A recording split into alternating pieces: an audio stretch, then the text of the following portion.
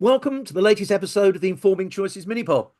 In the last episode of the podcast, we explored the future of beverages, the critical drivers of change, technological innovations, and the changing experience of consuming beverages with design futurist and social entrepreneur Trisha Mehta. In this episode, we're going to consider social and cultural shifts, sustainability, economics, and geopolitics associated with the future of beverages. Trisha, a warm welcome back to the podcast. Thank you so much, Steve. It's always great to be here. So let's start with this, shall we? What does the future of beverages tell us about social shifts, behaviours, social acceptability of different beverages? So, as we discussed in the previous episode, we're seeing this drinking move from something that is passive to something that is much more intentional and expressive. So, in the past, you chose a drink based on taste or occasion. Now, it's increasingly about how it aligns with your identity, your mood, your value systems, your beliefs and views. So, take the rise of mood matching drinks, for instance. So, these will be formulations designed to calm you, energize you, help you focus, whatever the ingredients or processes to make it are. That's not just a functional shift. It changes how we think about what's socially acceptable to consume. So, there's also a big behavioral change, I think, happening around access and ritual. So, in some of the urban futures that we explore, refilling becomes a public, even performative act. So instead of grabbing a bottle from a shop, you're engaged in a kind of a shared ritual at a refill station. That may be tied to your commute, maybe tied to your community, your biometric needs. Maybe you go out of your way to get it. And then finally, we're also seeing altered states like low dose psychedelics or THC infusions that are becoming more socially accepted in wellness and creative settings. 10 years ago, an idea like this would have been really frowned upon by the elders of the society. At least the part of the world I come from, it would have not been acceptable to be consuming something like this. And that sort of shifts the line between what's recreational, therapeutic, and professional now. So beverages are starting to become tools of personal management and not just social bonding, I think. So it's definitely having a very subtle but impactful shift in social structures, norms, belief systems, and just basically the definition of what's acceptable and what's good and what's okay and what is not. So one of the things that struck me as you were talking there is that I've had this view in my mind of beverages and narcotics getting closer together. So if that's the some of the essence that you were talking about there, how does that challenge our conventional notion of our culture? Um, I think culture is where a lot of the complexity shows up. Mm. Beverages as a whole, I think they are incredibly symbolic because they're tied to memory, ritual, heritage for most people. And as they get more engineered or more automated, or have interesting infusions like the one we just spoke about, we start to see this friction between tradition and innovation, maybe even tradition and what's now considered healthy or what's now considered necessary. So one tension that we mapped was between this ingredient standardization like lab grown compounds and cultural specificity. So a programmable chai might hit the right note scientifically, but it could feel hollow if it doesn't honor the cultural ritual behind it. So it is up to this chai brand to make sure that even though the product itself is innovative and engineered in a certain unique manner, the people who consume it still feel that sense of familiarity, despite being honored by the novelty of it. So we also saw moments of cultural resistance, like communities reviving ancestral brewing techniques or this entire thing of localization or hyperlocal fermentation rituals as a counter to biotechnological beverages. Right. But then there's also opportunities like about these THC infused beverages or mesospike drinks or mushroom infused drinks. So if done right, I think technology as well as these innovative changes can preserve and elevate cultural narratives without erasing them. So maybe there's AR overlays that teach you about the origin story of a drink as you consume it, or neighborhood refill stations designed around local taste profiles. Or in the case of THC infused drinks, maybe it's maybe the packaging narrates a story about how what makes it more functional than just recreational. I think a lot of brand innovation, strategy, marketing is probably where most organizations would find themselves, gaining their edge with cultural tensions. Um, but the challenge would always be whether innovation can respect the soul of a beverage and not just replicate its flavor as it Yeah. continues to innovate using various means. I love that phrase you used earlier on, the friction between tradition and innovation, because that there's almost a visualization of what you mean there. What I really loved. And the other thing I wanted to come back on was the notion of standardization. Does standardization, particularly at a global level, represent a big challenge for culture? Because what might be acceptable in one culture is not acceptable in another, and you touched on that. So is the standardization something that's likely to flex quite significantly given our ability to create beverages that match our particular need, which will, in part, I guess, be positioned around our cultural norms? I would say, just this is my opinion, that for the Hmm. short term, at least, it would have to massively flex because, exactly like you Yeah, said, what's considered acceptable in one part of the world might not be considered acceptable in another part of the world. yeah. Stepping outside the beverage space, I look at the examples of, for example, insect-based snacks, Yes. as a great example for this, because there might be a lot of cultures, there are a lot of cultures who are embracing this innovation because it's healthier, it's high in protein, it's good for you, it's easy to access, and yada yada. But there will be parts of the world where, no matter what the benefits are, the cultural and social fabric of that region would just not allow people to feel comfortable consuming it.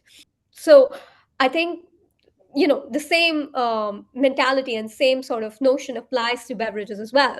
And I would say that, perhaps in the longer term we can expect some of these boundaries to be erased as globalization causes different parts of the world to be heavily influenced by other parts of the world, whether it is in terms of being open to new cultures or new experiences, whether it's trying things that might not fit the tradition fabric of your society and whatnot. But I think for the shorter term, definitely flexibility would be key. And let's move on now to sustainability. What's your sense of the role that, if we think about beverages, their production, their development, their distribution, and you spoke just now about packaging. So, what role does the future of beverages play in creating a more sustainable world? I think, there's no surprise in this matter. Everybody knows this, I think, by now, that sustainability has been hugely embraced by the packaging industry of any consumables.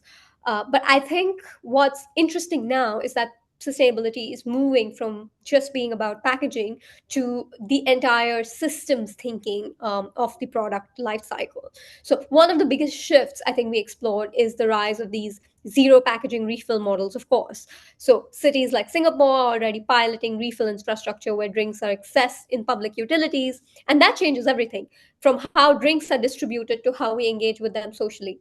And that means that we can now expect to see innovations in different components of the product, not just the packaging. So, one example would be innovation in materials, for example. There's hemp based packaging, for instance, that offers more regenerative alternatives, especially for short shelf life fluids. And then there's a push towards localized production, which we also spoke about, with on site fermentation and micro manufacturing, which is able to reduce transport and waste. And just the appeal of reducing the carbon footprint is enough motivation for a lot of brands to push themselves towards these sustainable sort of circular economy models of operation. But I think what's really interesting is how sustainability intersects with emotion. we found that some of the most effective sustainable models weren't just green, they were ritualized. So people stuck with them because they felt personal or meaningful. So sustainability, I think, now isn't just about efficiency, it has to be culturally resonant and emotionally engaging. And I think that really ties well with what we spoke about earlier as well. Takes you back to experience, doesn't it? Yeah. I think when it comes to consumerables, everything goes back to experience at this Yeah. point. It's funny when you're talking about the kind of the refill idea. I can vaguely remember a long time ago, going into a supermarket with my mother, with a kind of a refill container for tea. So some ideas are not new ideas; they're just good ideas. Yeah, yeah, and some I think just unfortunately come up a little bit before their time and need an extra push, maybe 5, 10 years later, to really get going and become popular. Yeah, it was a lot longer ago than 5 to 10 years. Um, so, so we've spoken then about social shifts and behaviours and about cultural challenges. We had that conversation there about the role that sustainability plays. Um, uh, and and as I said, before we started recording, it always fascinates me the connected nature of the things that we talk about. We could be talking about lots of different topics. We happen to be using beverages as the lens to look at some of these very common, critical shifts that we're seeing across life, society, and business. And I guess that's also true of economics and geopolitics. So, what might the changes that we see in those areas, how might they be influenced if we look at through the lens of beverages as well? I think that was the most eye-opening parts of this entire project because beverages may seem local or personal, or very brand and profit sector focused, but they're still sitting on top of a massive geopolitical and economic system. So we're seeing countries invest in ingredient sovereignty. I mean, of course, this investment is not just happening to uplift the beverage infrastructure. It's happening for many, many reasons. Essentially, trying to grow or synthesize critical beverage components like caffeine or botanicals domestically. But that is what is relevant to us. So that's a reaction, of course, to climate risk, trade volatility, rising costs. But like I said, we can really see how it'll influence this industry or all the other industries that this industry depends on, and vice versa, and therefore transform the way the beverage industry operates. So we also forecast growing inequality in beverage access. So in high income regions, for example, people might access personalized AI driven functional drinks through subscription models, maybe. But in other regions, access might still depend on unstable global supply chains. So something as simple as hydration tonic in these places becomes a symbol of privilege. We're already seeing this behavior manifest in, well, food inequality across the world, for example. There's also this regulatory dimension, I think, where certain types of beverages, like the psychedelic tonics that we spoke about, or neural enhancers, might only be available through biometric approval or digital licensing, or maybe not available at all in some parts of the world due to, it's the notions tied to it, or the health reasons, or something else, and that turns access into something that is conditional, something that is shaped by policy, wealth, infrastructure, social fabric, social beliefs, politics, and just overall societal behaviors. So I would say, all in all, drinks are becoming economic and political tools almost, because they're going to reveal who's included, who's excluded, what kind of futures are being designed, and for whom and by whom, I think. Mm. And I mean, to take it back to kind of a hot topic of the current day as we chat here in April in 2025, does the role of tariffs begin to suggest how some of these challenges might manifest themselves if we put hurdles in the way of global supply chains? Oh, definitely. I think the power at the moment and for some time will always lie with the nations that have more ingredient sovereignty than less. Mm. And those will be the nations who will essentially be controllers of the supply chains.